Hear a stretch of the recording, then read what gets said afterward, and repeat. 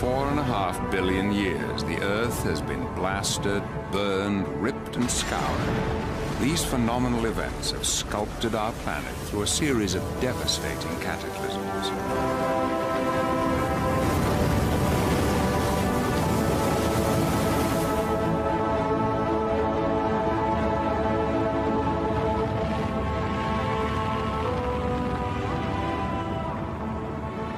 Our ancestors thought volcanoes were the doorways to hell. We think we know better, but we still live in a world driven by natural forces which we cannot control and which are indifferent to our needs. We live on a restless planet. We're only just beginning to understand the awesome power that can raise mountains, form the continents, open and close the seas.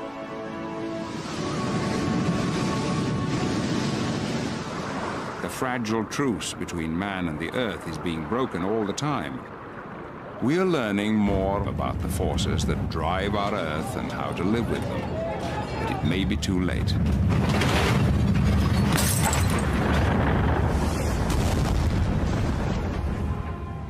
'79 AD, Pompeii, Italy. A peaceful Roman city was overwhelmed by pyroclastic fires from Mount Vesuvius, a volcano that had slept through recorded history until it suddenly exploded. 20,000 people lived in Pompeii. Very few escaped the volcanic shroud.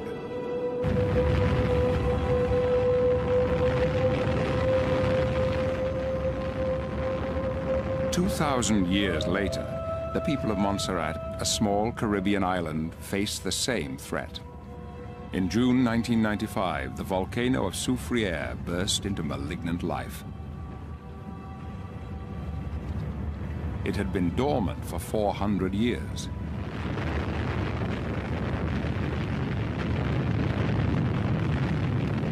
"19 people have died, and half the island is uninhabitable. Where once there was a green forest is total devastation, an ash desert. Scientists from all over the world are trying to forestall an even greater disaster. What we're looking at here is the Soufriere Hills volcano.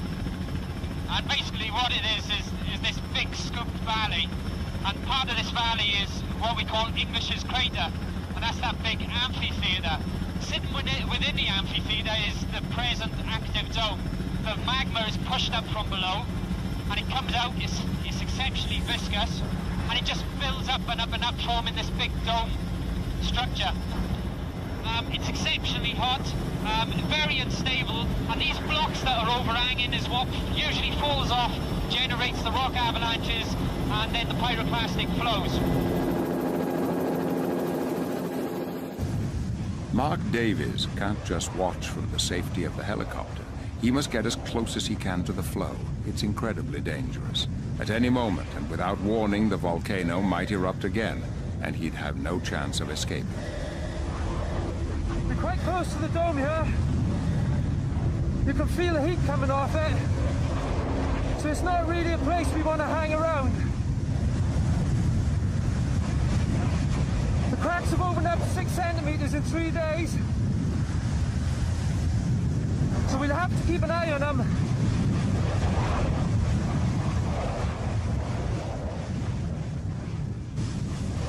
A pyroclastic flow is essentially like a snow avalanche. The only difference being that it's around about 800 degrees C. It contains big, huge blocks within it, sometimes the size of houses. It contains lots of poisonous gases, and all of that will travel at around about a speed of 80 meters per second in some cases, sometimes a heck of a lot faster. So you can't outrun it, you can't outdrive it, and in some cases the only thing that can get you out fast enough is a helicopter. Essentially, if you get caught in a pyroclastic flow, you really don't know whether you get crushed, whether you suffocate, whether you burn to death first, and frankly, I wouldn't want to know myself.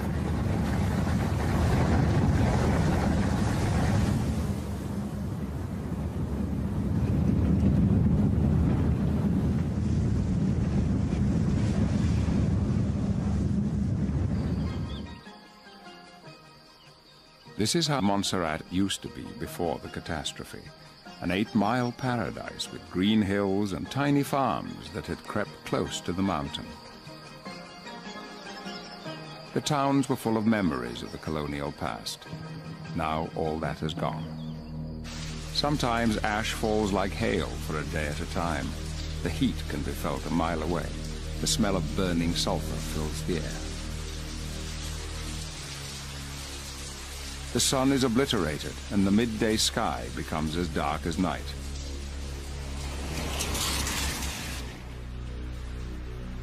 There is nothing to be done but take cover.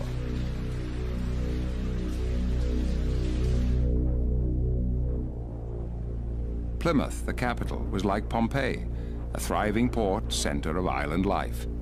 It too lay in the path of the pyroclastic flow. Because they had warning, the people were able to escape, but slowly their town is disappearing under the pitiless flows and remorseless ash.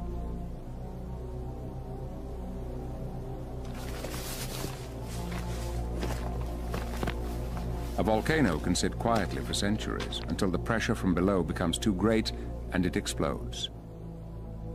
What everyone on Montserrat wants to know is, will it explode again, and will it ever stop? The scientists' best hope is to monitor the earthquakes they know will shake the mountain before an eruption. 24 hours a day, they listen and watch. This is the operations center for the volcano observatory. It's monitoring the whole of the volcano. It's an early warning system, if you like.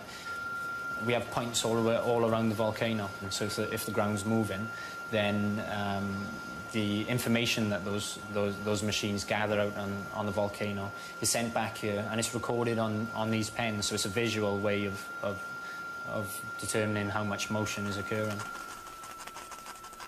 When the drum and the needle on the drum and the pen is going back and forth, the bigger the earthquake, the more violent that pen will move. And the greater the chance of a violent eruption. But the technique is only a best guess. It's not foolproof. Distrusting science to save them from the force of nature, the population dwindles daily as more and more people escape to the safety of neighboring islands.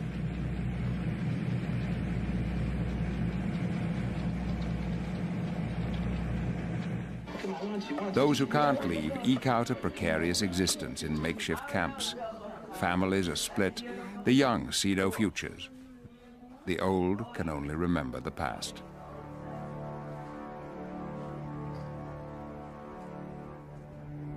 One in 10 of us live near an active volcano. Many choose to because volcanic soil is so fertile and productive. But will the people of Montserrat ever be able to return to their fields and old ways of life? Or has that gone, as lost as Pompeii? People and politicians would like clear-cut answers, but scientists know that's impossible. If the eruption stops tomorrow, the dome is still up on top of the volcano. It's still unstable, and it'll still retain its heat, and it might stay like that for 5 years after the eruption finishes. Or it might cool down exceptionally quickly, and within 1 year, people could move back. We don't really know.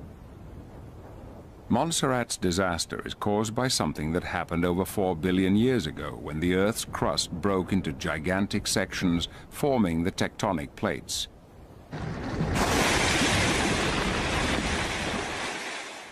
Understanding Earth's tumultuous history is like reading an intricate detective story, for the Earth is unlike any other planet. Its restless surface is changing constantly, destroying the evidence of the past. But if you know where to look for them, the clues are still there.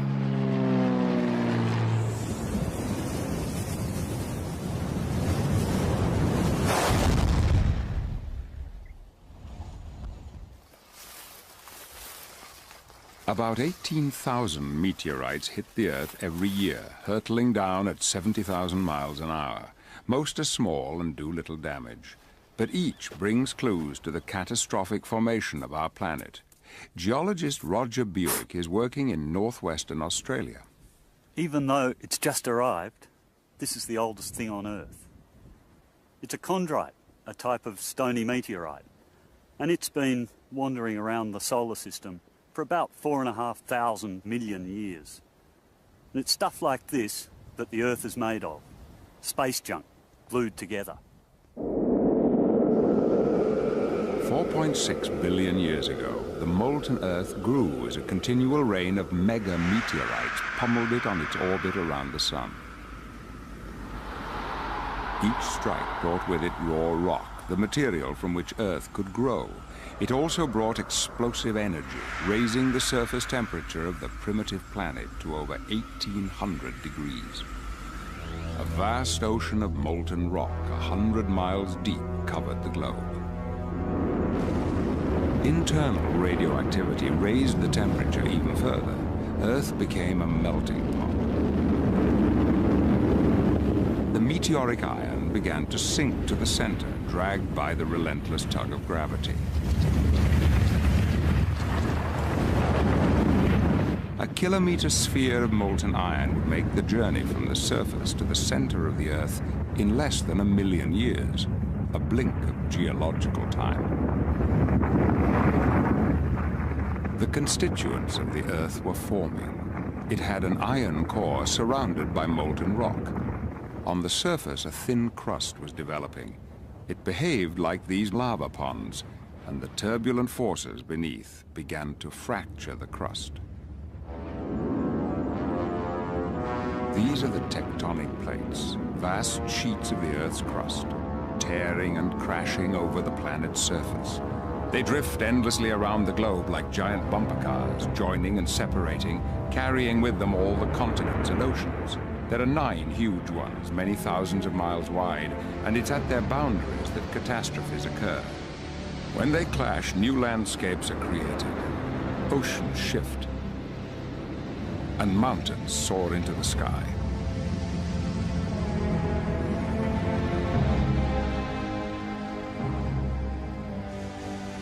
Montserrat sits on the boundary of the Caribbean and North American plates, where volcanoes erupt and earthquakes shudder. The actual fabric of the land itself is made here, where the tectonic plates that form the ocean floor are torn apart, new lava continually emerges, and new volcanoes are born. In 1963, this act of creation could be seen by all. Some 10 billion square feet of lava erupted off the coast of Iceland to form the new island of Surtsey. It emerged in a matter of days, just like volcanic islands on the primitive Earth. All over the planet, these islands appeared, and in time, they were to form the first continents. Clues as to how this happened are found in the Canadian Rocky Mountains. The outer shell of Earth, the lithosphere, carries the continents. It's made up of great stratas of different rocks extending 60 miles down into the Earth. Most of its structure is unknown. The deepest man has ever drilled is 9 miles. Exploring deeper needs a different approach. To discover just how their land was formed, a team of 700 scientists, the modern equivalents of early map makers, are charting this invisible territory. They use shockwave detectors, geophones, which the teams are placing all over the landscape. This is the world's biggest subsurface exploration experiment, the lithoprobe. In the Yukon province, the chief scientist is Charlie Roots. Geologists who work in sedimentary rocks are used to continuity, both in oldest rocks to youngest rocks, as well as being able to take the same rock formation for a long distance. You can't do it in these mountains. The rocks on the surface indicate a large platform of limestone, and the surrounding areas are rocks that have no relation to that. They are bits that are not part of the continent, that appear to have come from somewhere else. These canyons show the folds and the twists that the rocks have undergone as they've been pushed up against the ancient continent. The problem is that we only get to see the rocks that are at the surface, and in an area where rocks are steeply dipping, there is far more of the story buried beneath our feet. To send shock waves deep into the crust, 200 pounds of explosive are buried in the ground. We're digging 3 holes for the geophones that we're going to be putting in here so that we can have a 3-component orientation system to measure the seismic wave that comes in. We have a vertical geophone, which will measure the vertical component of the arriving wave. There is a north-south geophone that will measure the north-south component of the incoming wave. And we have an east-west geophone to measure the east-west component of the incoming seismic wave.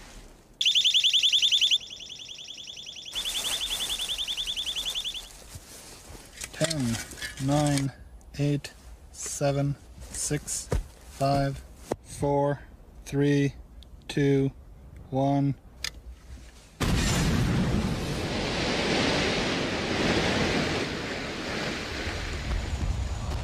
As the shock wave races down through the ground, they hit something hard, much harder than the surrounding rock. The shock waves are reflected and speed back to the surface, taking their precious information to the geophones. Analysis of the results shows that under the Rockies are the buried remains of ancient volcanic islands. Over the last 200 million years, hundreds of these islands were grafted onto the North American continent. They form much of the land west of the Rockies, stretching from Mexico to Alaska. This is a clue as to how the first land masses were created. But until very recently, science was at a loss to say just when it happened.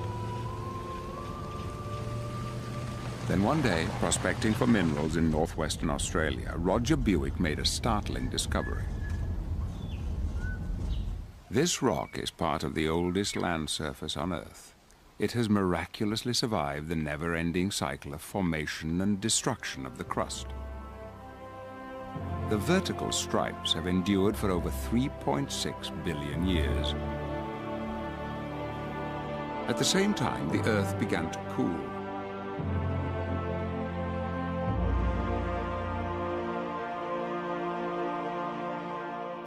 There was moisture in the atmosphere, condensing in pockets, but not enough to create oceans or rivers.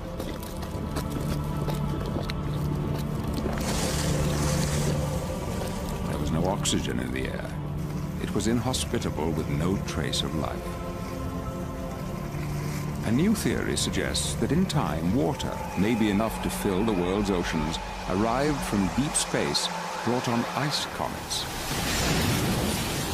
Cosmic rain continues today, with small 20 to 40-ton ice comets striking the Earth's atmosphere once every 3 seconds.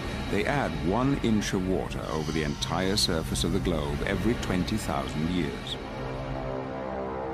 When the atmosphere was saturated, the rain began.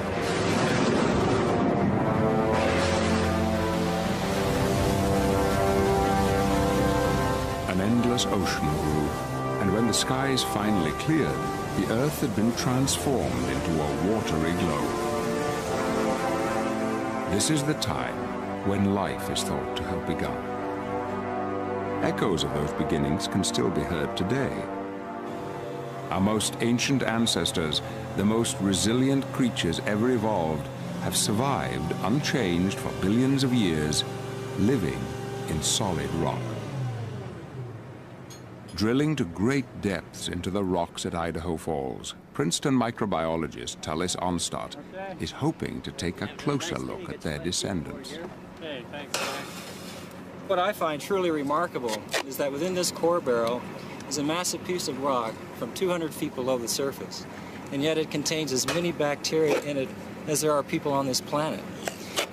Now, these are living bacteria, and they live at temperatures approaching the boiling point of water. They live at pressures that are 100 times the atmosphere. They live in a salty, briny solution that's alkaline and contains gases that are toxic to us, and yet they still manage to survive. They're known as extremophiles because of their extreme living conditions. To get a closer look, the scientists first extract them from their rocky home. The really exciting thing about heat-loving bacteria is that they're the most primitive organisms on the Earth. And the fossil evidence in the most ancient rocks on Earth indicate that these types of organisms must have existed 3.7 billion years ago. With skill and care, the team work inside glove boxes. Here they can manipulate the sample under sterile conditions. They go to great lengths to ensure that the only bacteria inside the tent are those that have made the journey up from the earth. We need to pare away the outside of the core so that we can remove any contamination that may have occurred during the process of coring. The core is then placed in a press and crushed to a fine powder. Then a sample is taken from the powder and a culture developed of the bacteria. These are the earliest common ancestors of all life, a colony of extremophiles. Observing how microbes survive thousands of feet below the surface, some scientists have speculated about life elsewhere. Could there be tiny extraterrestrials buried in the same way on other planets that appear outwardly sterile? In the sedimentary rocks of Australia's Karenjini are all the clues that solve another chapter of Earth's history. This was the first place where life and the land began to interact, and the traces are clear to this day. The impressive thing about the place is how red it is. In fact, red rocks stretch for hundreds of miles in every direction. The reason they're red is because of this red mineral, hematite, iron oxide, or rust. And the way they formed was when dissolved iron in the ocean combined with oxygen and precipitated out as iron oxide, settled down to the sea floor and accumulated on the bottom of the sea. Initially, the atmosphere of the Earth had no oxygen. The same applied to the oceans. These rocks record an intermediate period when there was still no oxygen in the atmosphere, but the upper layers of the ocean contained oxygen. There's a huge amount of iron oxide here. The sheer volume suggests that the oxygen could only have had one plausible source: biology, living organisms excreting oxygen as a byproduct of photosynthesis. After 2 billion years, the oxygen had finally combined with all the iron. For the first time, free oxygen was able to escape into the atmosphere, and the air became breathable. Deep into the Australian outback is more evidence of primitive oxygen-producing organisms. In a secret location Buick discovered are some of the world's oldest and rarest fossils. What I've done is step back more than 3/4 of the way back to the beginning of Earth history. And here are wrinkly layered sediments that occasionally dome upwards. These are stromatolites, sedimentary structures created by filamentous microorganisms trapping sand and mud between their little filaments. Those microorganisms were probably photosynthetic. The layers thicken over the tops of these domes, competing with each other to get nearer the sunlight. Now, these stromatolites are remarkable for their great age, 3,450 million years old. Not only are they remarkable for that, but we can also infer something about the environment in which they lived. Just back here are gypsum daisies, little star-shaped clusters of gypsum crystals, calcium sulfate. These form when seawater evaporates in a shallow pond near the edge of the sea. Living stromatolites only grow when they're almost permanently submerged in water, so you only see them exposed at very low tide. These grew here about 5,000 years ago, when the sea level was about 1 metre or so higher. The living carpet of bacteria that formed them died off as the sea level gradually dropped, and the sediment that the bacteria trapped was turned into limestone. These tiny bacteria were the first organisms to live together in colonies. By producing oxygen, stromatolites changed the planet forever. Life flourished and became a force to shape the world.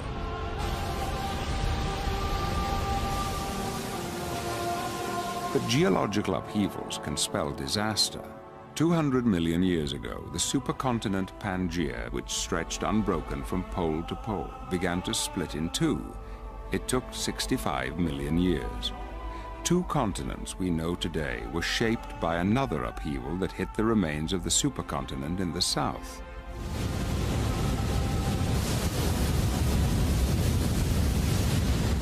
In the jungles of South America are found one of the most remarkable features on the face of the planet. This whole landscape owes its existence to this violent chapter of Earth's history.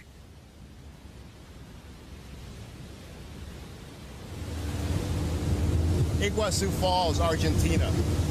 For me, the most spectacular waterfalls in the world. Not only because of the spectacular scenery here, 250-foot high waterfall, a mile wide, but because of the spectacular geology. What's more, the rocks of the falls contain evidence pertaining to a geological event that took place here 135 million years ago. The geological evidence is here in these rocks. This is basalt, a hard volcanic rock, stained red by iron oxide, oxidation of the iron within the rock. In fact, we're standing here at the base of a basaltic lava flow more than 100 feet thick. Just one of many lava flows in this area, which form a pile of lava more than a mile thick. In fact, in the waterfalls, one can see steps of the waterfalls, which shows the individual lava flows in this pile.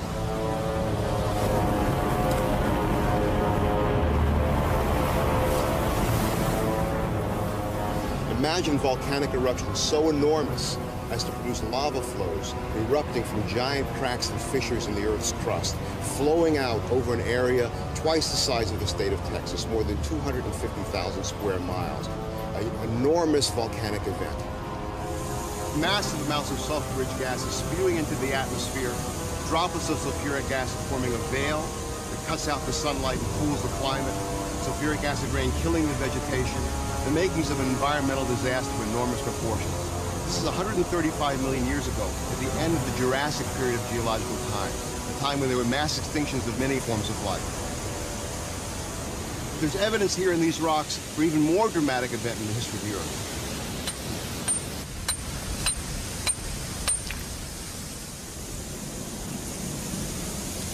And here's just the piece of evidence that I need.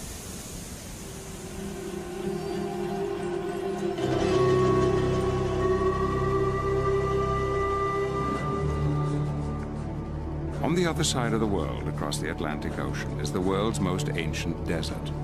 It dominates most of the southern African country of Namibia. I've traveled more than 4,000 miles, and the rocks are exactly the same. They're basalts, and the age is 135 million years.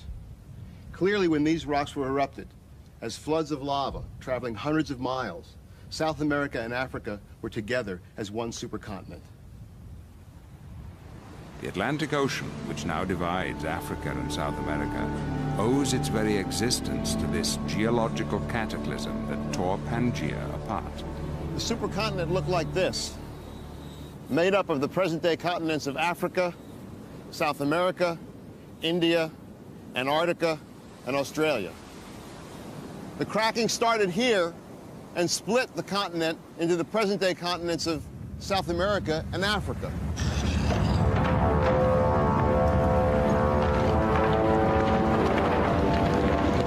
In geological terms, it happened incredibly fast.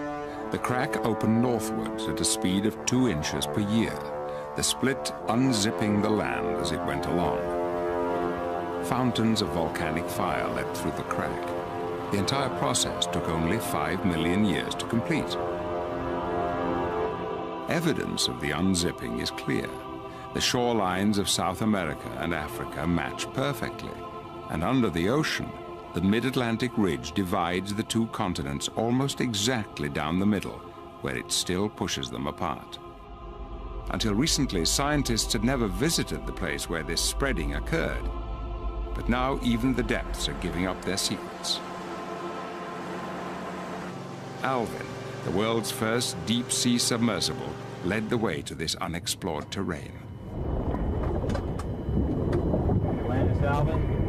valve is open, the light is on, the hatch is shut, oxygen's on, and the scrubber's scrubbing. One of the first regions visited was the East Pacific Rise, part of the spreading area called the Mid-Ocean Ridge. They expected to find evidence of the Earth at work.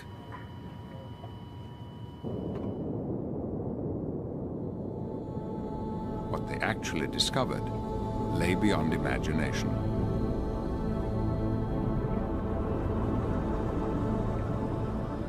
From this pioneering work, scientists worldwide are able to study the extraordinary geological systems 4 miles beneath our feet. Lindsay Parson heads a team at the Southampton Oceanographic Centre. These are really some of the most amazing images that I think we have of the ocean floor. They're taken from about 3,000 meters down. They're in the deepest, some of the deepest parts of the ocean floor. And we're here looking at hydrothermal systems where bottom water of the sea is being sucked into the ocean floor, is being heated from the heat engine inside the Earth, and is being delivered out into the ocean floor again once it's dissolved and leached out minerals and chemical compounds from the rock itself, which is why the smokers, as we call them, are black and densely colored here. The pressure is an immense 2 tons per square inch. Water is superheated to over 700 degrees. It's highly acidic, full of hydrogen sulfide and heavy metals. The equivalent volume of the world's oceans is siphoned through the vent systems every 30 million years. Samples prove that the sea floor along the ridges is the youngest on Earth, endlessly reborn. But an even greater surprise lay in store. Even in this harshest of terrain, life takes hold. The black smokers are warm water oases around which familiar species, shrimps, foot-long clams, and mussels thrive alongside more bizarre forms, 6-foot-long tube worms and strange fish.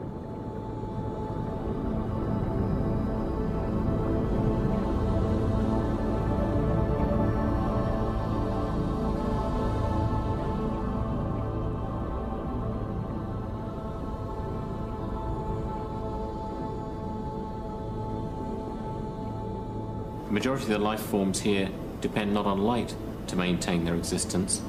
They absorb and fix chemicals from the hydrothermal vents to keep them alive.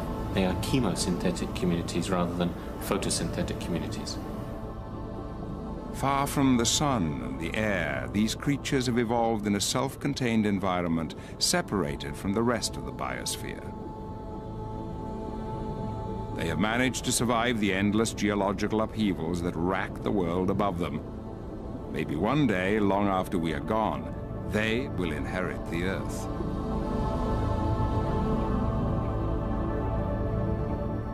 Here, scientists can also watch the extraordinary process of the seabed actually creating itself. The hydrothermal systems lie along the mid-ocean ridge. The mid-ocean ridge is the line along which the tectonic plates move apart from one another, allowing hot molten rock from the interior of the Earth to well up and to form new ocean floor, the youngest part of the world as we know it. The mid-ocean ridge is the Earth's crust factory. New molten magma endlessly emerges to force the cold, older lava away from the ridges. Enough lava is created each year to bury New York 100 feet deep. And this unrelenting pressure is like a wedge between the plate boundaries, driving them and their continents on their unstoppable journey. Accurate mapping of the seafloor is now possible and crucial to understanding the system on a grand scale. By careful monitoring, scientists can calculate just how fast the seafloor is spreading and the plates moving. A sonar sledge is towed across the ocean bed. Individual snapshots are processed by computer and a photomontage created. That information is turned into 3-dimensional maps. What emerges is that the seafloor is full of great valleys and deep trenches, and that here is the largest and tallest range of volcanic mountains on Earth. 40,000 miles long, sometimes 5 miles high, stretching around the globe like a seam on a baseball.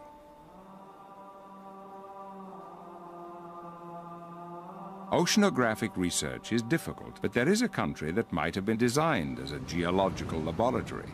The one place where the mid-Atlantic ridge becomes exposed on land. Iceland.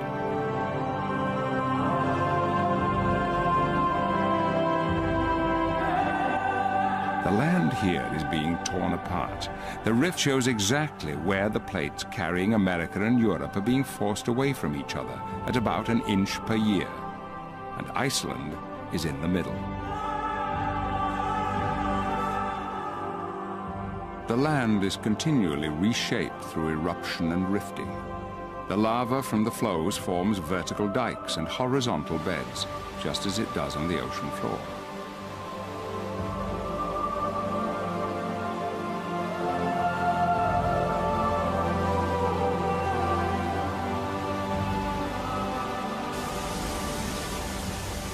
Geysers and mud pools are evidence of the heat and pressure just beneath the surface, continually seeking a way to escape.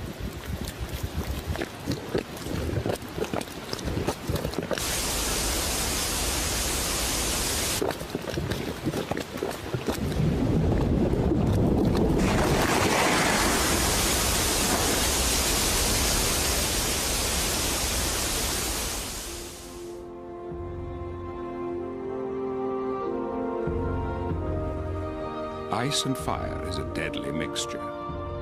In 1996, part of the mid-ocean ridge erupted under the ice cap.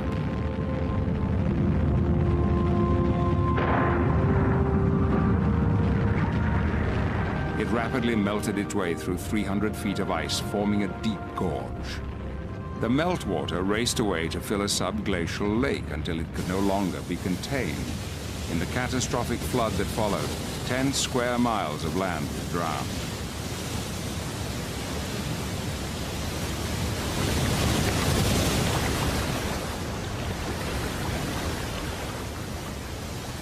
This time, the damage was only to roads and bridges, but in Iceland, the earth is always menacing. In 1975, the Krofla volcanic eruptions began, lasting 9 years. 14 square miles of basalt spewed out, in some places widening the land itself by 28 feet. In 1973, the town of Jaime was almost overwhelmed when the nearby volcano woke from a 5,000-year sleep.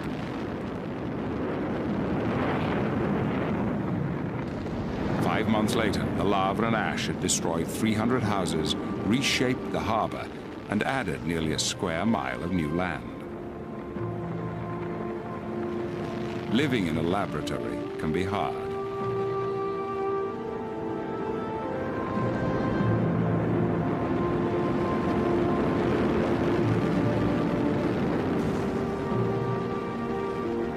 But if new land is continually being made at the crust factory along the ridges, why isn't the world itself constantly expanding?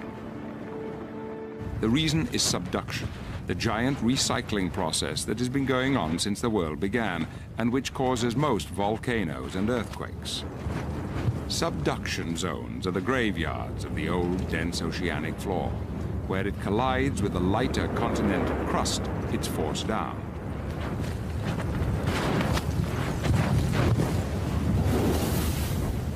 Pulls the rest of the plate with it to be melted in the ferocious furnace of the inner earth. The plates don't die peacefully. They go with a bang. The old ocean floor carries water into the mantle, which mixes with the magma. When the pressure can no longer be contained, it explodes. In that most awesome of natural events, a volcanic eruption.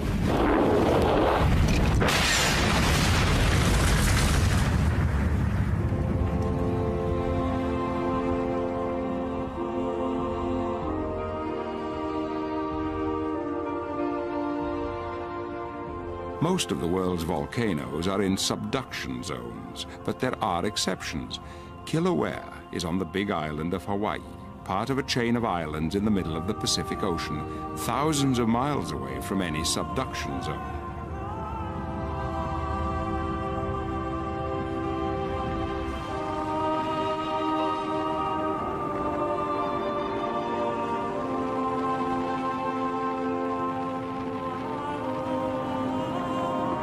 But the whole chain is formed entirely from volcanoes, whose rivers of fire heave and bubble at temperatures of 2,000 degrees.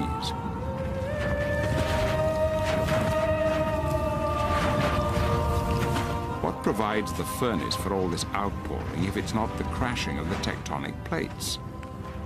The volcanologists have an explanation. The lava that's flowing and spattering behind me is the surface manifestation of a thermal anomaly, or a hot spot that's deep within the earth beneath my feet. Where we are now on Kilauea Volcano on the Big Island of Hawaii is at the southeast end of a 6,000 kilometer long chain of seamounts and volcanic islands that have formed as the Pacific Plate has moved north and westward over the last 80 billion years or so at a rate of around 9 or 10 centimeters per year. So as the plate moves over this hot spot, you burn through the lithosphere, forming a volcanic island, and then the plate moves on, and a new island forms further to the southeast. The hotspot has made Kilauea the tallest mountain in the world, 30,000 feet from its base on the seafloor, taller even than Everest. It's also one of the most studied.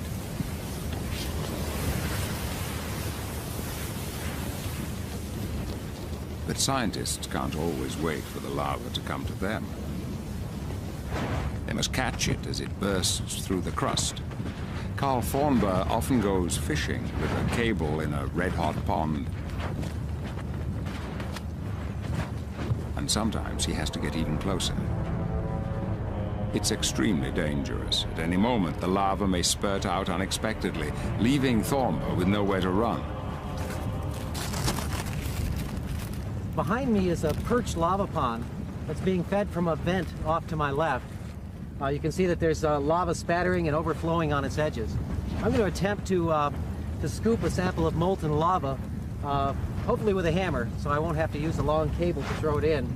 And it'll be extremely hot. We have to worry about gases, and we have to worry about breakouts near the edge of the pond. So we'll see how it goes.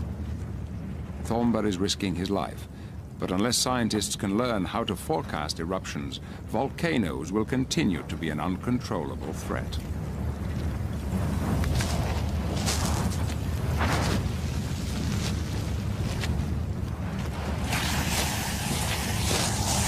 Okay, we'll take this sample back to the USGS Observatory and we'll prepare it for chemical analysis.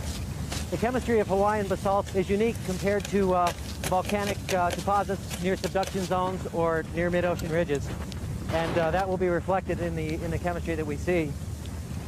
More importantly, we're looking at very subtle variations in chemistry that can be correlated with the eruptive history of this volcano, so it will allow us to predict what may happen next.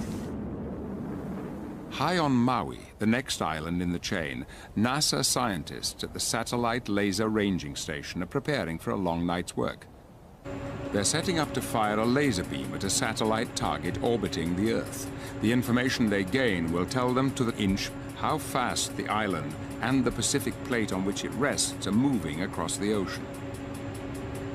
They have to time the firing exactly to be sure that no planes are passing. The laser beam would blind any pilot who might look at it directly. Okay, we're at 227 azimuth, 18 degrees L. This is starlit. Culmination's at 74 degrees. We're rotating clockwise. Okay, you'll be clear to fire. We're at 21 going down. The laser beam flashes out and bounces back, pinpointing their location. 22 years of calculations confirm that Maui and the Pacific Plate are moving northwest at the rate of 2.5 inches a year, amazingly fast. This is the absolute proof that the surface of our planet is in constant motion. Tectonic theory says that the volcanoes of the Hawaiian chain should get progressively older and become more eroded the further they travel from the hotspot, and they do. One day, the raging fires of Kilauea will be as silent and cold as these dead cones.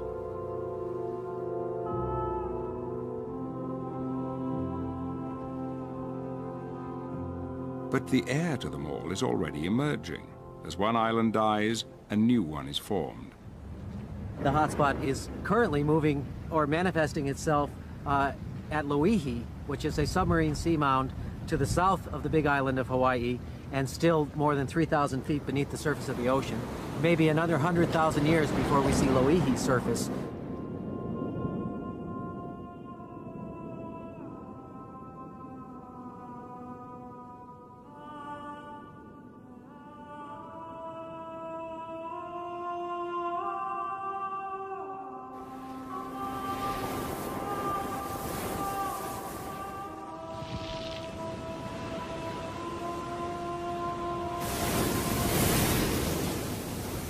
At the same time, the hotspot is causing destruction elsewhere. The pressure of the continual input of magma from below is bulldozing open this great crack which stretches across the length of the island. It is more than 80 feet deep, and it's splitting away at 3 inches a year. Eventually, the whole side of the mountain will fail and collapse into the sea. It will send a giant wave racing away to the Pacific Rim to reach the west coast of the Americas in a few hours, causing massive destruction. We can't predict or prevent these catastrophes. The geological truce between ourselves and our restless planet may be coming to an end.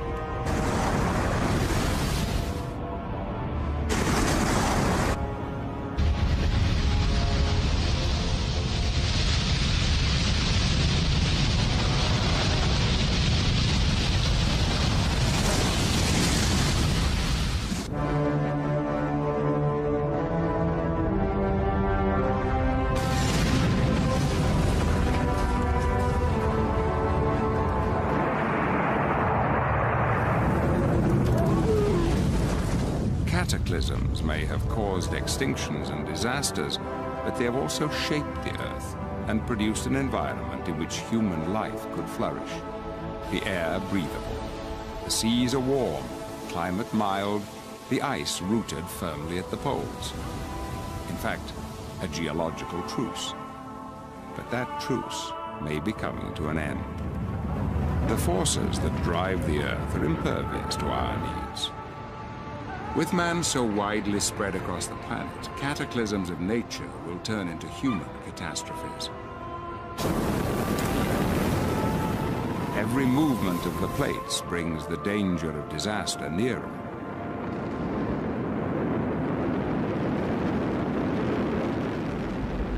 "50 million years ago, the Asian and Indian plates were about to clash. Separated by a dying ocean, they collided with fantastic force. Neither would give way, and the land had only one way to go: up.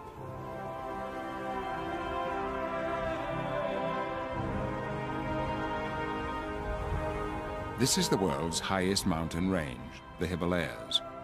This entire area was uplifted from sea level to over 5 miles high in less than 30 million years. How do the scientists know? From the evidence of the rocks. There's dramatic evidence for this uplift right in the face of Everest and Lhotse. The famous yellow band that you can see cutting across is actually a marine limestone. It was formed in the bottom of the ocean. So 50 million years ago, the tops of these mountains were at the bottom of the sea. It's hard to believe. We have similar evidence from Tibet, where we find things like this, ammonite fossils of marine creatures at now more than 4,000 meters above sea level. Certainly these tell us that plate tectonics supplies enough force to lift things from the bottom of the ocean all the way to here, the top of the world. This is the only place where 2 continental plates are colliding on such a scale, and the mountains are still growing as a result of the tectonic squeeze. Even Everest is still stretching skywards. I can't quite feel it just standing here on a piece of Himalayan rock. The Earth that I'm standing on is actually moving up at about 10 millimeters a year and is moving to the north at an even faster rate than that, maybe 15 millimeters a year. The reason why we can measure this is because of these fantastic receivers. They use 4 satellites up in the sky above me to solve a simple triangulation problem, but they're so accurate that they can give me something like 1 millimeter of accuracy in the horizontal and more like 5 millimeters in the vertical. That way I can come back year after year. We can see that this point drilled into this rock that's attached somehow to the root of these mountains and the continental plate that they're stuck to is moving. There is another way that Rebecca Bendick and her colleagues can discover exactly how the Himalayas are growing. They have found an area in the foothills, 10 miles south of the highest peaks, that is rising even faster than the mountains. The clues to the uplift are found in the fast-flowing rivers that tumble through these valleys.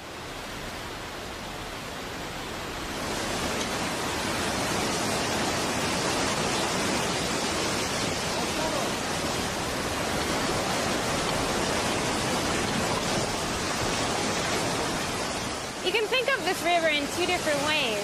One is that this land is still and the river's cutting down. The other way, and I think a better way to think about it, is that the river is staying at sort of a constant position with respect to the sea, way off in the Bay of Bengal, and the earth around it is rising up. So in order for the river to stay in one place, it needs to cut down like a knife through butter.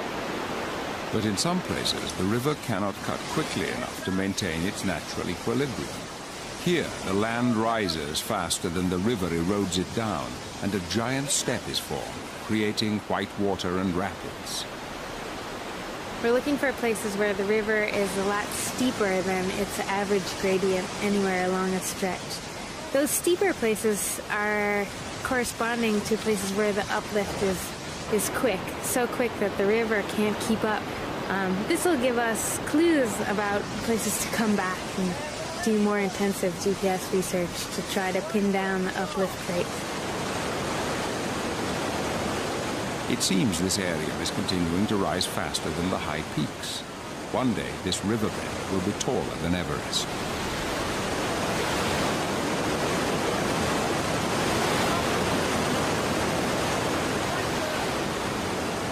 Taking data in this way is dangerous, but with a little bit of care, it's definitely worth the good information that we get about the Earth. That information is vital for the 100 million people living in the danger zone round the Himalayas. Earthquakes are common. 30,000 people have been killed in the last century alone. This area has been quiet for 700 years, and a major quake is long overdue. Rebecca Bendick's monitoring shows that the convergence of India and China at 2 inches a year is setting up immense stresses which must eventually be released.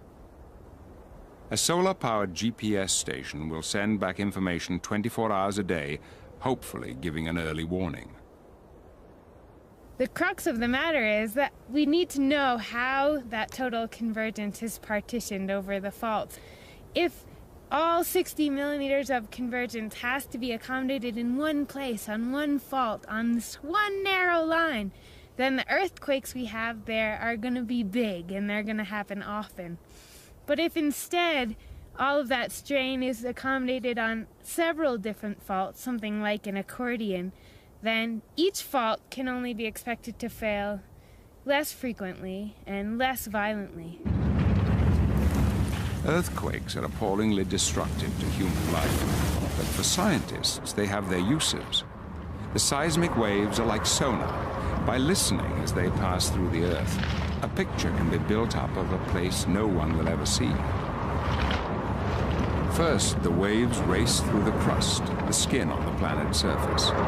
In some places, only 4 miles separate us from the intolerable heat of the mantle and interior of the Earth.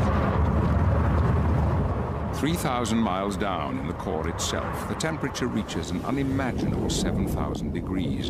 It is the ultimate nuclear reactor, the engine driving the planet. Cooling comes by gigantic convection currents in the mantle, and it's that heat rising with the hot magma that forces the tectonic plates to shift.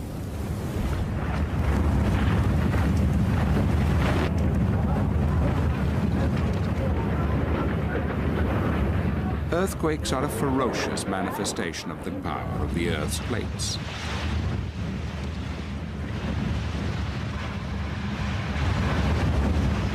More than 1.5 million people have been killed by them in this century alone.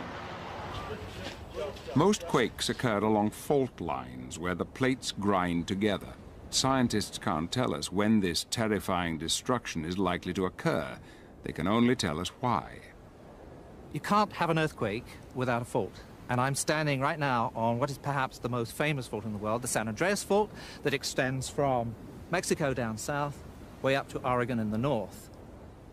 This is one of the few places in the world where you can stand with one foot on one tectonic plate and one on another.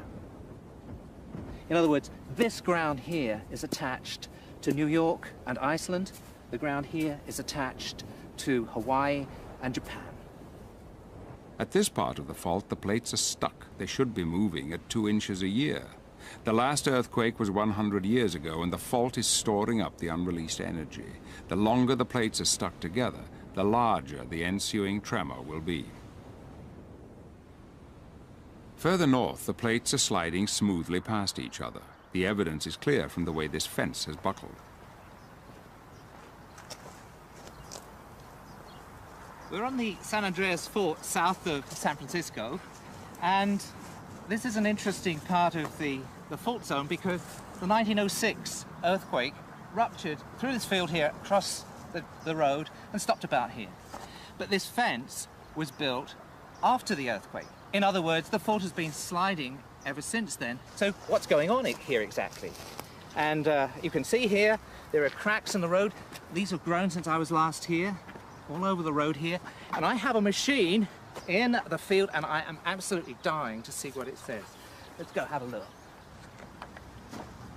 What we have in the field here is a creep meter. A creep meter measures creep on the fault, the creep that's caused the offset of this fence. It consists of a rod that is attached firmly to that side of the fault, passes through the fault into the box here. Inside the box is a computer that's been measuring things. Now, I have to be rather careful because sometimes there are snakes here. Oh, not this time. Good. What's left are black widows and ants. All right. So here is a computer that's been measuring for a year. It records the movement of the fault every minute to about 1/1000th of an inch. So let's download the data and have a look. There we are. Well, it looks as though we've had about 7 millimeters of creep, like this site usually has. But the interesting thing is it's all limited to a very short period of time. If you look here, you can see the fault has been locked for most of the year, but suddenly, in the middle of September, it takes off, and it slips about 5 millimeters in the space of a couple of hours, and it continues to slip in the next few days. In other words, a whole year's budget of slip occurs within the space of a few days. That might not seem much, 5 millimeters, but it's affecting a long section of the fault, maybe 5 miles long, involving millions of tons of rock. Now, it really doesn't matter here. This is a nice sort of field, there aren't any people, but further north, this creep process and the things that are happening beneath the earth are far more sinister. San Francisco is home to 2.5 million people and lies right on the Hayward Fault.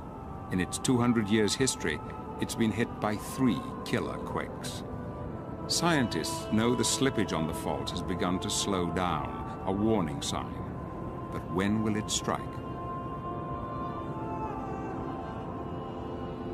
In 1989, 67 people died in an earthquake at Loma Prieta, part of San Francisco. No one had foreseen it coming.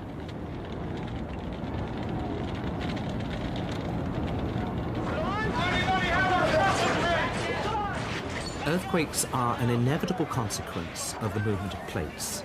We cannot stop plate motions, and therefore we cannot stop earthquakes. But we can begin to live with them. And the first thing we must learn to do is to build our cities better. As the world population grows, so does the danger. There are now more than 100 cities around the world with population of over 2 million, and more than half of those are on plate boundaries, or places where earthquakes have already struck.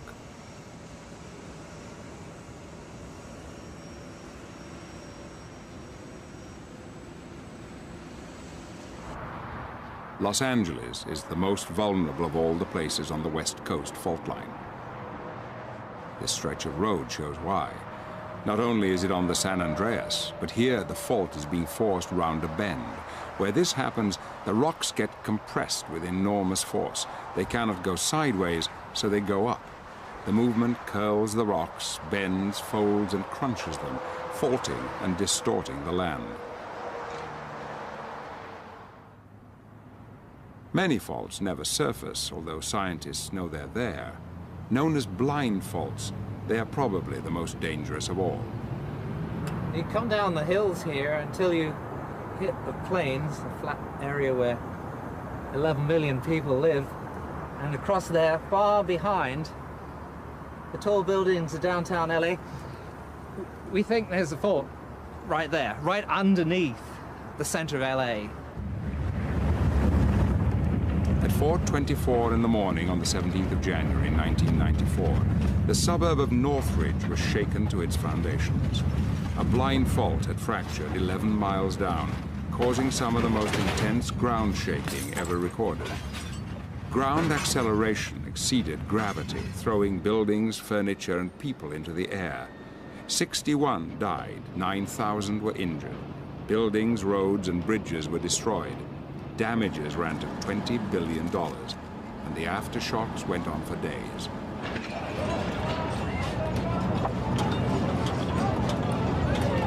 When it goes, like Northridge did, seismic waves are spread all over the basin, big ripples shaking all the buildings. It's exaggerated where the sediments are concentrated in the basin here, because the basin's completely flat, and it's flat because it's washed in there from the mountains by water, so we have saturated sediments.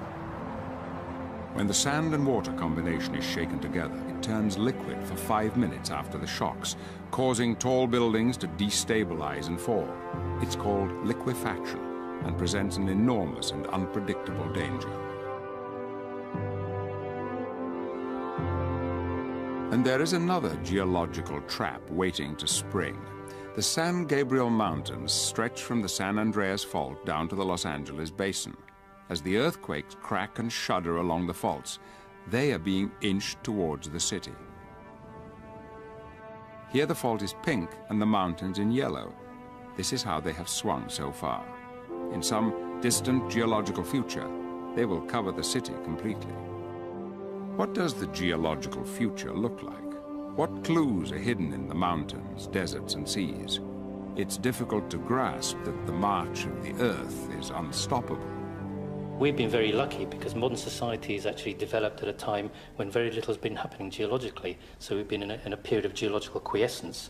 Now this isn't going to last. We know that there are going to be major global catastrophes occurring in the future, gigantic tsunami, big volcanic eruptions, more impact events.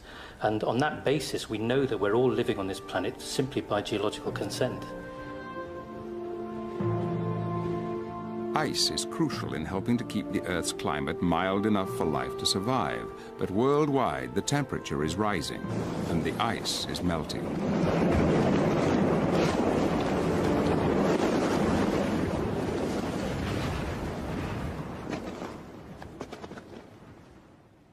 If this keeps happening, sea levels will rise. A rise of only 15 inches would spell catastrophe for low-lying countries and low-lying cities. Major sea level rise in itself may be catastrophic for the planet, but actually there are unexpected effects as well, and that is that rising sea levels may trigger volcanic eruptions. We know this because we've been looking at the relationship between changing sea levels and volcanic eruptions in the Ice Age, when we had changes of 100 or 200 meters in sea level over a few tens of thousands of years. Maguire's new work on Etna seems to show that the more rapidly sea level rises or falls, the more violently the volcano tends to explode. When sea levels rise around coastal volcanoes such as Etna, they have a rather interesting effect. If you imagine the volcano sitting on a plate, with Etna here, if you then load the other half of the plate by a sea level change of 100 meters or so, it has the effect of bending it. And what that does is set up tensional stresses within the volcano, and any magma sitting there will burst its way out in the form of an explosive eruption.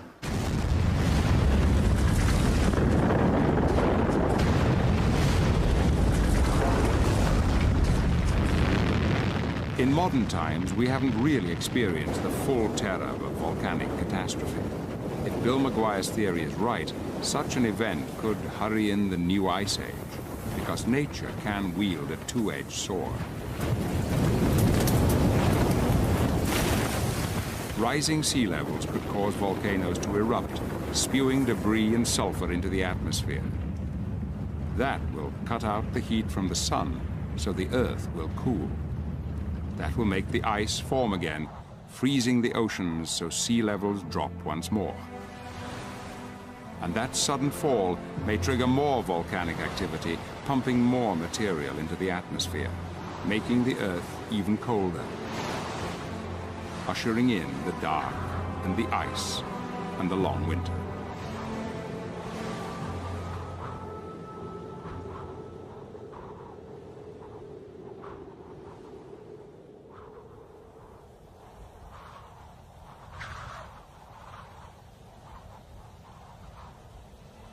There is evidence for many ice ages during Earth's history, but the last full and most severe one began 45 million years ago, just as the Himalayas were being formed.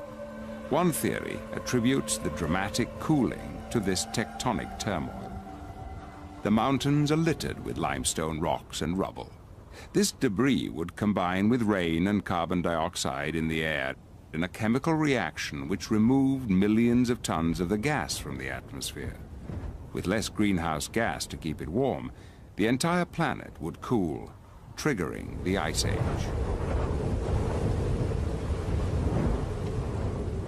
At the edge of the vast ice sheets, immense glaciers advanced relentlessly. Nothing could resist as they raced forward at speeds of up to 10 feet a day.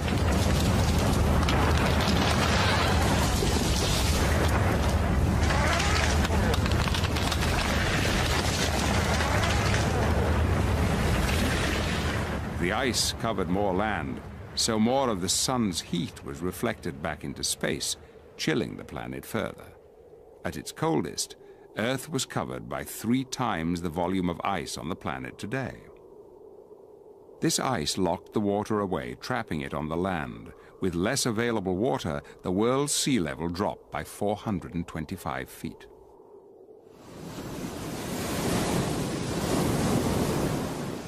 Today, the Caribbean island of Grand Bahama holds the clearest clues to the dramatic change in past sea levels.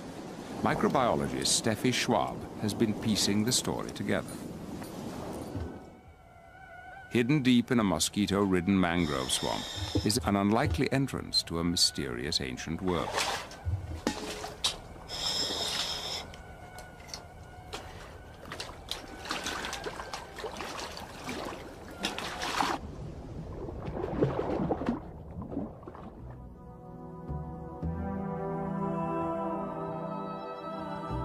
These caves have a story to tell concerning past sea level fluctuation and past interglacial and glacial periods.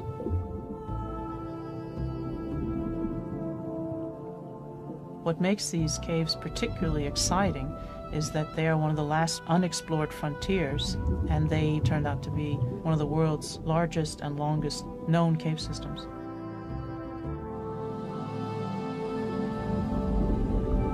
We move from the entrance into a very large cathedral room where we can see the ceiling comes up to what we commonly call these cave systems, which is a blue hole.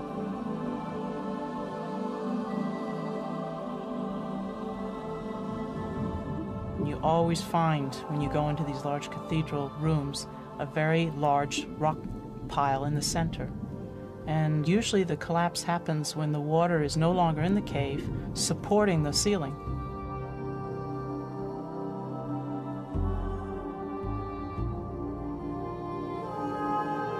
I'm now swimming through what is called a mixing zone, and this is where the fresh water mixes with the seawater and causes what we call a shimmer.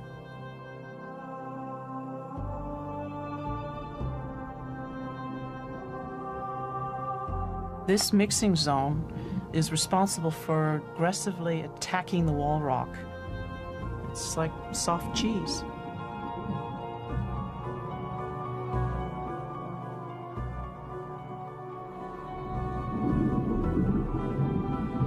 Normally, limestone could not be removed with your finger. You would need a rock hammer and a chisel. This is how we know that the caves have formed hundreds of thousands of years ago. But we also know by evidence that we have found that the caves have been dry in the past. 20 meters down further into the cave system are these bat droppings that have been fossilized. And we know the only way that this can happen is when the caves are dry, because bats do not swim. And when bats roost in the ceiling, the droppings collect on the rock and they become very hard. Deeper into the cave system, we find another bit of evidence, and that is this red Saharan dust, which gets blown into the stratosphere during frequent storms which occur in the Sahara Desert, and will actually find its way into these caves. Most likely it's happened during periods when the cave was dry.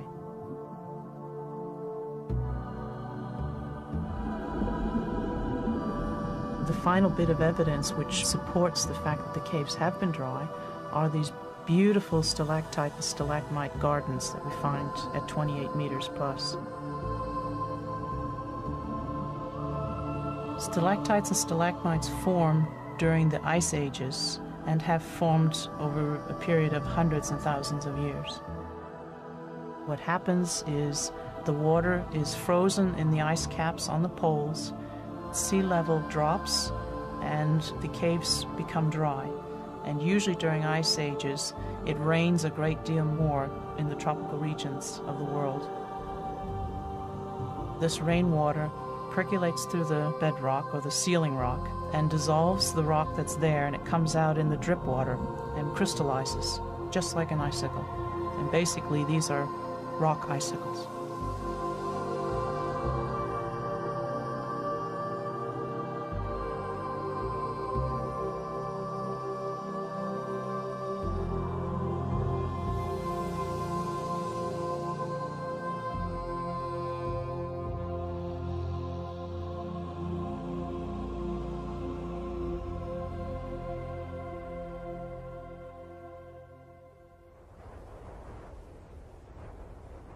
The ice ages affected and shaped the landscapes, but sometimes the clues are so gigantic it's hard to recognize them.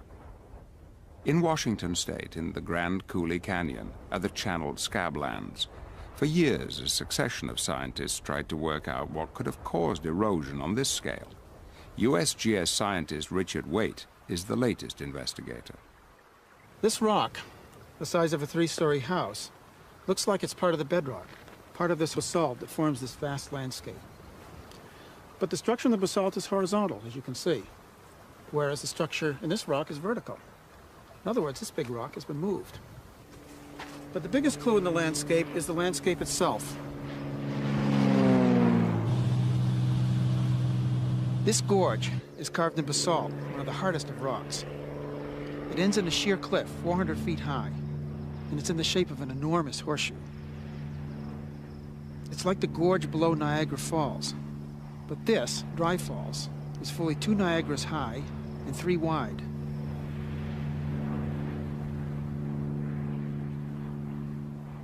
Waite is continuing the work begun by geologist J. Harlan Bretz in 1923.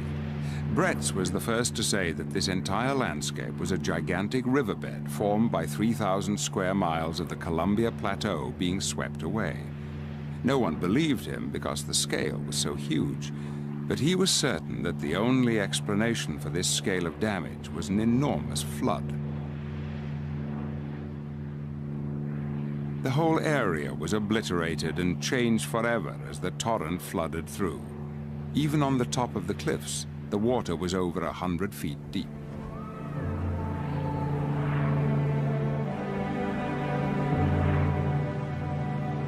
The basalt cliffs are amongst the hardest structures found in nature. Resistant to weathering and erosion, these walls could only have been cut by an enormous body of water. One by one, these columns of frozen lava were quarried from the rock face and carried away by the raging torrent, causing the wall to retreat and the cataract to widen. So it was accepted that this is how the channeled scablands were shaped. But an important part of the mystery remained. Just where could all that colossal, earth-shattering volume of water have come from? 100 miles to the east, geologist Joseph T. Pardee had described an enormous Ice Age lake, Glacial Lake Missoula. This lake held in some 600 cubic miles of water. 600 cubic miles is all of present-day Lake Erie, plus all Lake Ontario. The lake was held in by an ice dam that had crossed the Clark Fork River and dammed it. The lake rose 2,000 feet deep against the side of the ice dam, but there was no evidence to link the lake with the channel scabland. In 1939, Pardee discovered a series of giant ripples. These are like sand ripples on the beach, but they are of enormous size, hundreds of feet apart, 10 feet high and more, and they're composed of gravel. Such a feature could only indicate a swift outflow from Glacial Lake Missoula. The gigantic ice dam held back the water until it reached a critical level. When it was 1,800 feet deep, the pressure of the water was so immense that it forced its way through the base of the ice dam. Having found a weakness, the icy waters raced on, widening the split and weakening the dam catastrophically. The waters of the entire lake were released in a devastating discharge. This discharge was 10 times the flow of all the world's rivers. That's almost beyond belief. In 1926, a freak flood created a 100-foot deep canyon, 200 miles away in the Walla Walla Valley.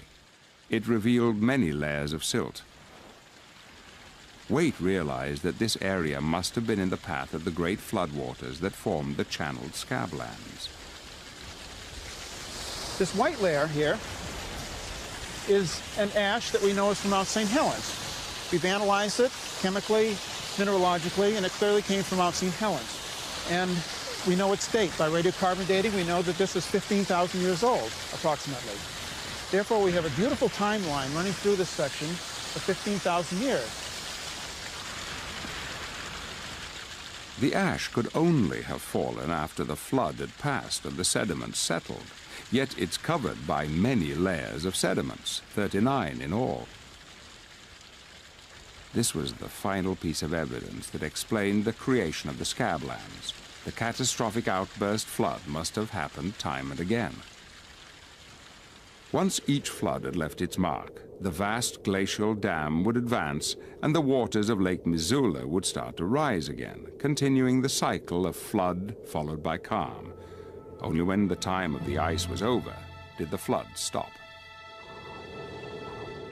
The change from Ice Age to warmer times is governed by how close the Earth is to the Sun. Every 100,000 years, the shape of the Earth's orbit around the Sun changes. This has led some scientists to wonder if the recurring cycle of catastrophe and extinctions on our planet is governed by extraterrestrial forces. Mass extinctions and the catastrophes that caused them seem to follow a periodicity of about 30 million years. It's that cycle that suggests that the cause of a catastrophe lies outside the Earth. On a clear night here in Africa or in other places where you can see the night sky, we can see astronomical evidence for the cause of these geological catastrophes every 30 million years.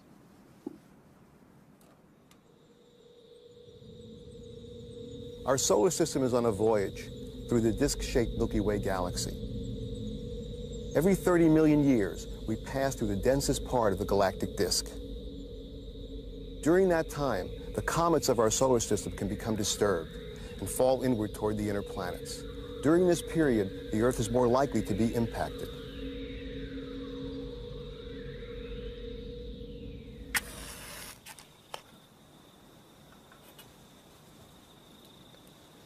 This cycle may explain the catastrophic history of the Earth. The last major mass extinction was 35 million years ago. We're in the densest part of the galactic disk now, and the next mass extinction may include us. Asteroids are a very real threat. They even formed our own moon.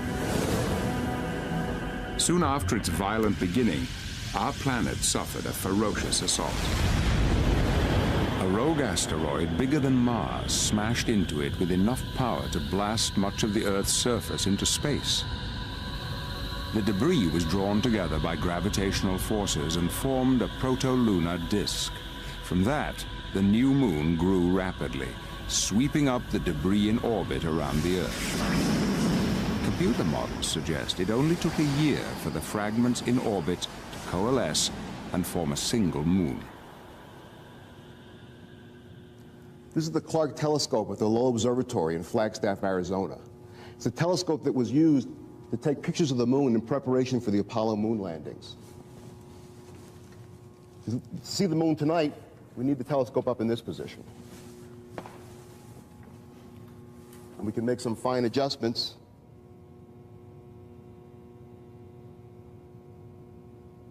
The density of the craters on the moon's surface was measured using the photographs taken by the Clark telescope. What's more, the astronauts visited some of these regions in their 6 Apollo missions. Man, does this thing have steep walls. They said 60 degrees. Now, I tell you, I can't see to the bottom of it, and I'm as close to the edge as I'm going to get. That's the truth.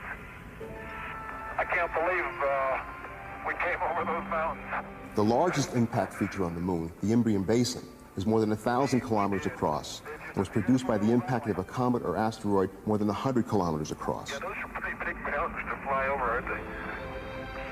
The basin is surrounded by mountains more than 5 miles high. This is where the Apollo 15 astronauts landed and took samples. They show that these mountains are not like the mountains on the Earth, but they're piles of rubble, fragmented rock thrown out by this giant impact. Look at that. Guess what we just found? I think we found what we came for. Crystal rock, huh? Yes, sir. You better believe it. The pristine moon rocks that were brought back by the Apollo astronauts have been radiometrically dated and studied, and they show that impact has been an important process in the formation and evolution of the Earth-like planets. What's more, the radiometric dating of the rocks has shown that the moon underwent a hellish bombardment between 4.5 and 4 billion years ago. After that time, the bombardment died down. By that time, most of the asteroids moving around in the inner solar system had collided with the planets, and the process of formation of the planets was over. 200 space rocks large enough to cause global devastation are known to be on Earth-crossing orbits, and there may be many more.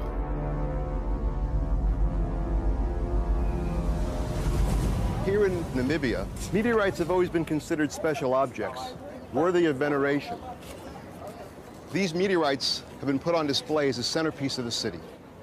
The impact of small iron meteorites like this would have little effect on the Earth as a whole.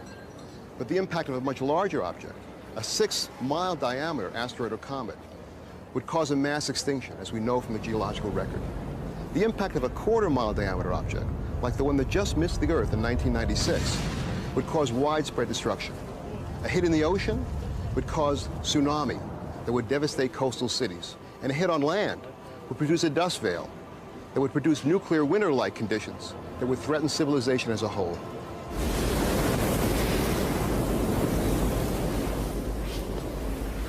The geological record shows impacts brought catastrophe and devastation which wiped out many species. There have been 5 key mass extinctions in Earth's history. Best known are the dinosaurs. Why did they simply disappear from the face of the Earth? India may provide the answer. 65 million years ago, it was still an island drifting towards Asia. This was when the layered landscapes of the Deccan Traps were created. A great volcanic rift spewed out 500,000 square miles of lava. Layer after layer of lava lies on the land in places up to 8,000 feet thick. Some scientists believe that the scale of this volcanic activity was so great it killed off the dinosaurs. Professor Michael Rampino thinks the traps were triggered by an extraterrestrial visitor. This is the Hoba iron meteorite in Namibia. It's the largest meteorite known on Earth. And like most meteorites, it contains the rare element iridium. And iridium has proven to be the clue, the connection between the impact event and the extinction of the dinosaurs. Iridium is found near impact craters, but is extremely rare elsewhere in the Earth's crust. At these craters, the levels of iridium are 10,000 times higher than normal. Such high concentrations have been found in the sedimentary record all over the world at a consistent date of 65 million years ago. Recently, a crater more than 110 miles wide was detected off the coast of Mexico's Yucatan Peninsula. It too was created 65 million years ago. It was formed by a 10-mile wide cosmic killer which closed on Earth at more than 60,000 miles an hour.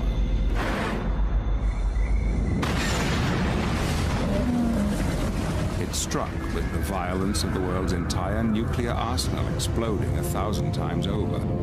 It sent out a ferocious fireball engulfing the land for thousands of miles around. Enormous fires raged for months, destroying everything in their path. The impact may have had other catastrophic effects as well. The force was so great that shock waves went out from the point of impact in Mexico around the world and focused and concentrated at the exact opposite point of the Earth, in the Indian Ocean. The exact opposite point in those days was the island of India, and Rampino believes the violent volcanic eruptions which created the Deccan Traps was triggered by the meteorite. The effects of the impact explosion and the volcanic flood poured millions of tons of dust and ash into the air, plunging the world into darkness. Nitrogen, sulfur, and oxygen in the atmosphere combined to form acid rain as the Earth cooled.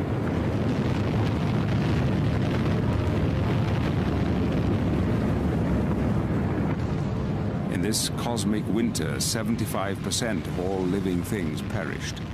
When the skies cleared, the dinosaurs had gone.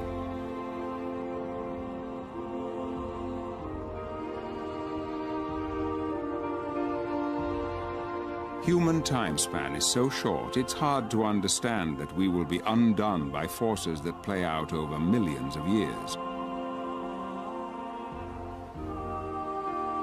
In Utah, the shells of countless millions of marine creatures which lived and died here have been exposed where the San Juan River creates a great tear in the Earth's crust. The river has revealed a lost world. 200 million years ago, the shallow seas once lapped the shores of the giant supercontinent Pangaea, which stretched unbroken from pole to pole. 50 million years ago, this entire region underwent a cataclysmic change. Erosion began relentlessly stripping away layer upon layer of rock. The tectonic forces which squeezed, compressed, and lifted the land were locked in an endless battle with erosional forces, carving fantastic landscapes.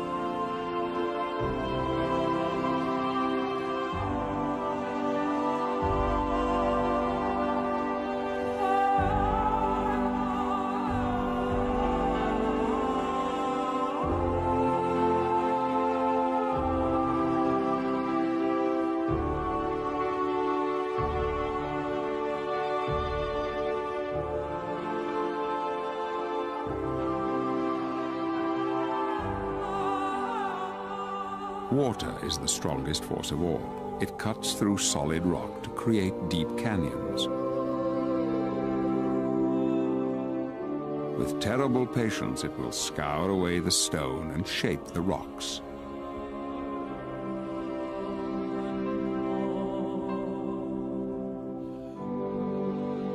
One day, In an unimaginably distant future, Antelope Slot Canyon will be as wide and as deep as the Grand Canyon itself.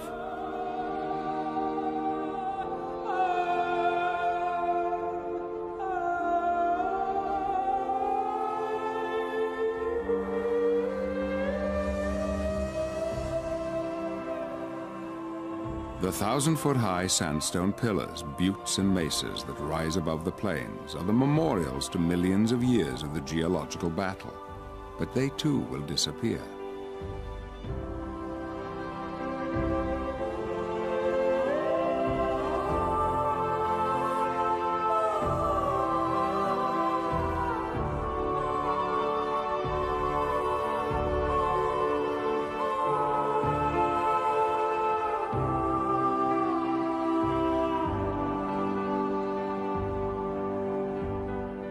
Nothing can withstand erosion. Sculpting the surface, gouging out the deepest ravines, cutting down the tallest mountains, nature finds its own equilibrium.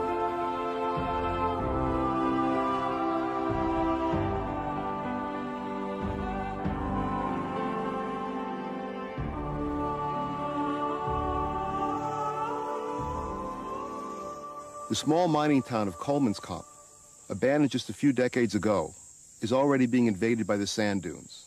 Eventually, it'll be entirely covered. If we turn our back for one moment, the geological cycle of erosion and deposition will take over. Professor Rampino knows from his work in the Namibian desert how the tectonic dance will end. Scientists may argue about the short and medium term, but the further ahead they look, the clearer the vision becomes. The sand in this dry riverbed in Namibia is part of an endless cycle of erosion and deposition. The sand is formed by erosion of granite outcroppings and carried downstream by rivers to the coast and picked up by ocean currents, moved along the Namibian shore to form the long beaches of Namibia. Some of the sand is blown inland to form dunes. The sands can be consolidated into sandstone and then be eroded again to form new sands, part of a cycle from granite to sands to sandstone and back to sand again. On a human timescale, not much happens, but on a geological timescale, all that we have done and all that we have made will be destroyed. So, at the end, Earth has no future. Through millennia to come, the unfamiliar continents will form and move on as the plates continue their wanderings. Rivers will change their courses, oceans will empty and fill, and mountains erode and rise again.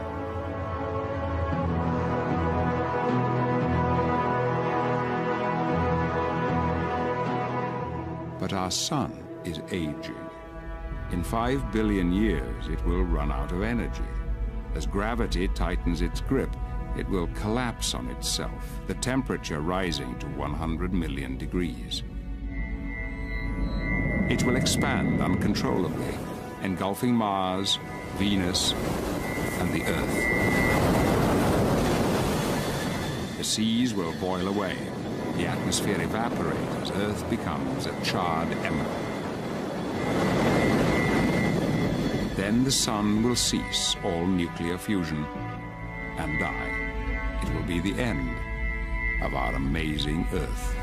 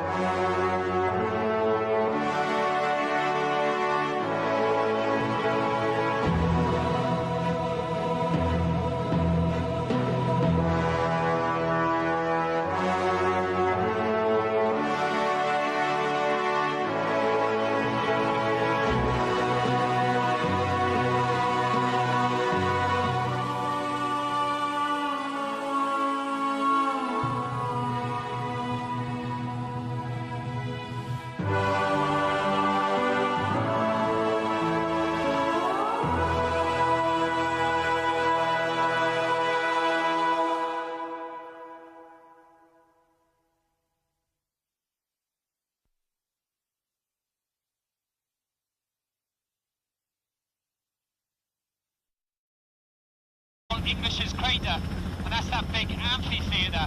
Sitting within the amphitheatre is the present active dome. The magma is pushed up from below, and it comes out, it's exceptionally viscous, and it just fills up and up and up, forming this big dome structure. It's exceptionally hot, very unstable, and these blocks that are overhanging is what usually falls off, generates the rock avalanches, and then the pyroclastic flows. Mark Davies can't just watch from the safety of the helicopter. He must get as close as he can to the flow. It's incredibly dangerous. At any moment, and without warning, the volcano might erupt again, and he'd have no chance of escaping. We're quite close to the dome here. You can feel the heat coming off it. So it's not really a place we want to hang around. The cracks have opened up 6 centimeters in 3 days. So we'll have to keep an eye on them.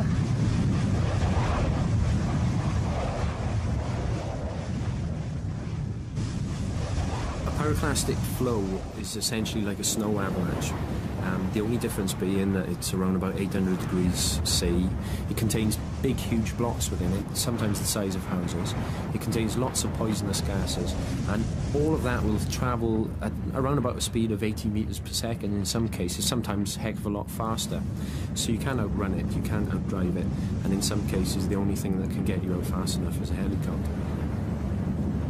Essentially, if you get caught in a pyroclastic flow, you really don't know whether you'll get crushed, whether you suffocate, whether you burn to death first, and frankly, I wouldn't want to know myself.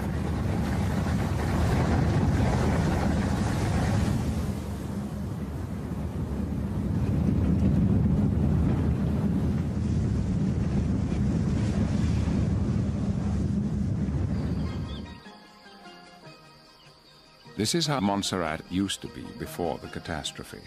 An 8-mile paradise with green hills and tiny farms that had crept close to the mountain.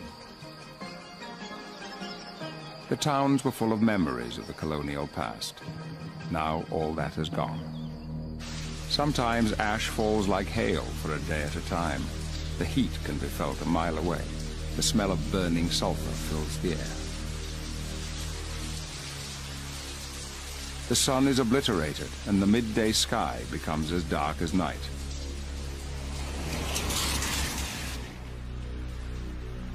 There is nothing to... Stops tomorrow. The dome is still up on top of the volcano. It's still unstable, and it'll still retain its heat, and it might stay like that for 5 years after the eruption finishes. Or it might cool down exceptionally quickly, and within 1 year, people could move back. We don't really know. Montserrat's disaster is caused by something that happened over 4 billion years ago, when the Earth's crust broke into gigantic sections, forming the tectonic plates.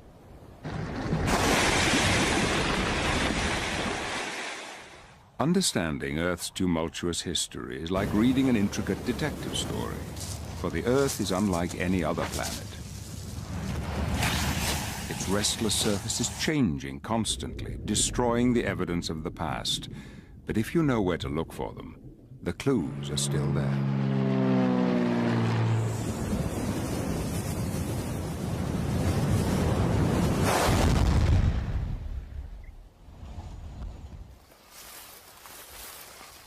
About 18,000 meteorites hit the Earth every year, hurtling down at 70,000 miles an hour.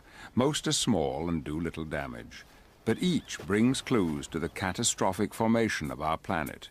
Geologist Roger Buick is working in northwestern Australia. Even though it's just arrived, this is the oldest thing on Earth. It's a chondrite, a type of stony meteorite, and it's been wandering around the solar system for about 4,500 million years. And it's stuff like this that the Earth is made of, space junk glued together. 4.6 billion years ago, the molten Earth grew as a continual rain of mega-meteorites pummeled it on its orbit around the Sun. Each strike brought with it raw rock, the material from which Earth could grow. It also brought explosive energy, raising the surface temperature of the primitive planet to over 1,800 degrees. A vast ocean of molten rock 100 miles deep covered the globe. Internal radioactivity raised the temperature even further. Earth became a melting pot. The meteoric iron began to sink to the center, dragged by the relentless tug of gravity. A kilometer sphere of molten iron would make the journey from the surface to the center of the Earth in less than 1 million years, a blink of geological time. The constituents of the Earth were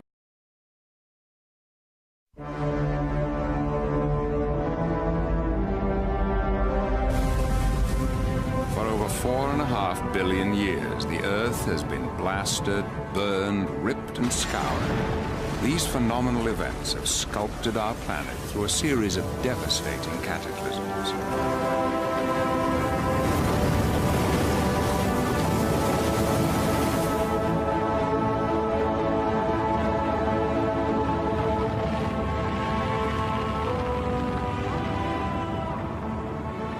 Our ancestors thought volcanoes were the doorways to hell. We think we know better, but we still live in a world driven by natural forces which we cannot control and which are indifferent to our needs. We live on a restless planet. We're only just beginning to understand the awesome power that can raise mountains, form the continents, open and close the seas.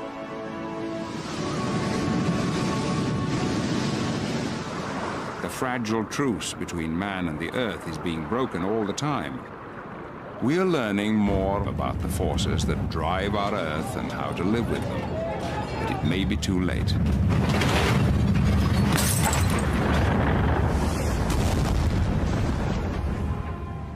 '79 AD, Pompeii, Italy.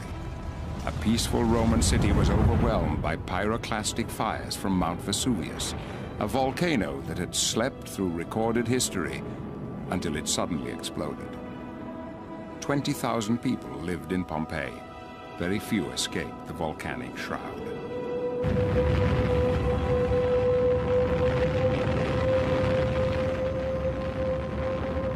"2,000 years later, the people of Montserrat, a small Caribbean island, faced the same threat.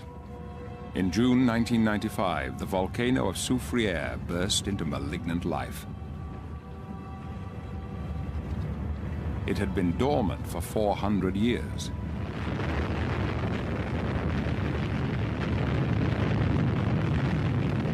"19 people have died, and half the island is uninhabitable.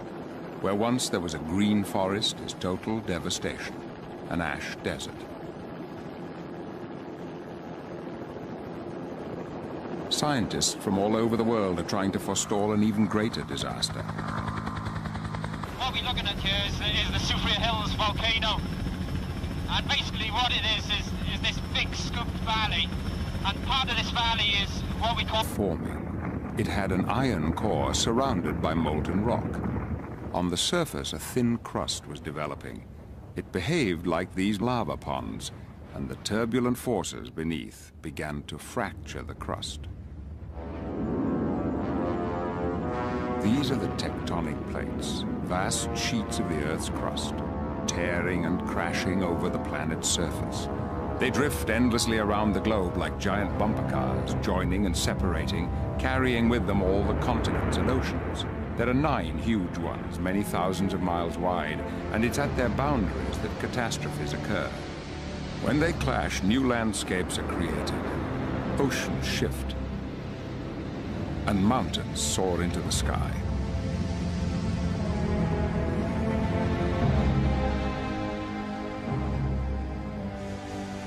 Montserrat sits on the boundary of the Caribbean and North American plates, where volcanoes erupt and earthquakes shudder.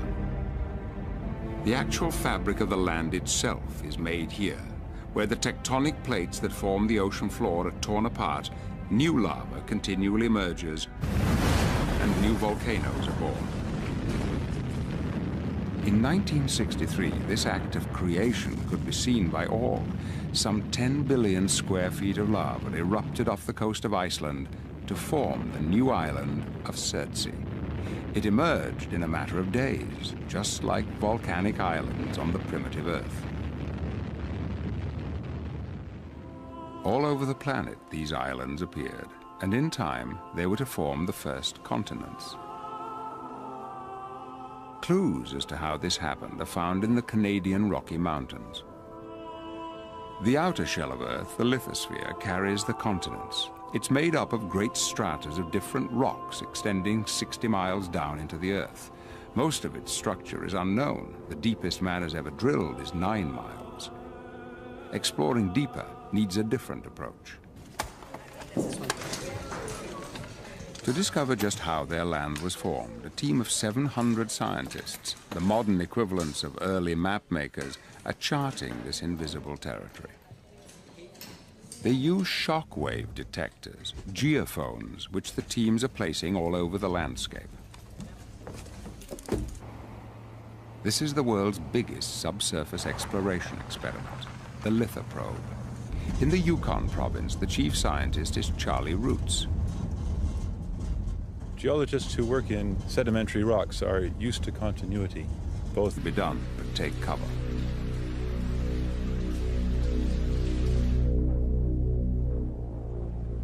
Plymouth, the capital, was like Pompeii, a thriving port center of island life. It too lay in the path of the pyroclastic flow. Because they had warning, the people were able to escape. But slowly their town is disappearing under the pitiless flows and remorseless ash.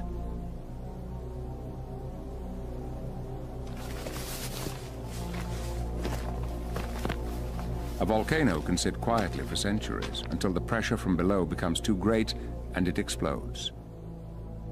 What everyone on Montserrat wants to know is, will it explode again, and will it ever stop? The scientists' best hope is to monitor the earthquakes they know will shake the mountain before an eruption. 24 hours a day, they listen and watch. This is the operations center for the volcano observatory. It's monitoring the whole of the volcano. It's an early warning system, if you like. We have points all around the volcano, and so if the ground's moving, then the information that those machines gather out on the volcano is sent back here, and it's recorded on these pens, so it's a visual way of determining how much motion is occurring. When the drum and the needle on the drum and the pen is going back and forth, the bigger the earthquake, the more violent that pen will move. And the greater the chance of a violent eruption. But the technique is only a best guess. It's not foolproof. Distrusting science to save them from the force of nature, the population dwindles daily as more and more people escape to the safety of neighboring islands.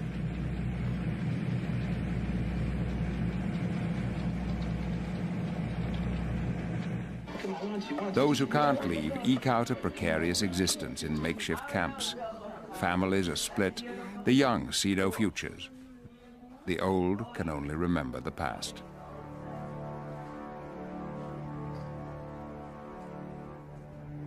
One in 10 of us live near an active volcano.